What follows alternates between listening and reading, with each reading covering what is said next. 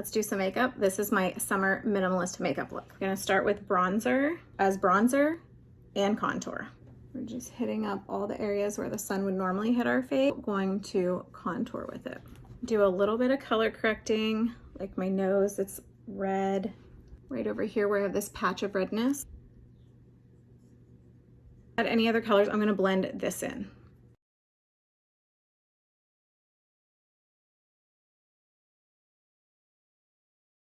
Helps me to see where I might need to just add a little bit more brightness. So I'm going to add my lighter color of foundation under my eyes, here in the center of my forehead, along my jawline. So do a quick nose contour with my bronzer.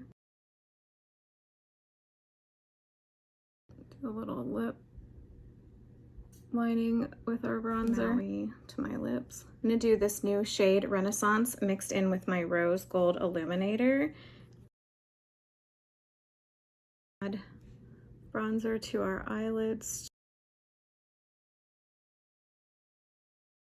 Take some of that rose gold illuminator and just hit up your lid. So tap some up here.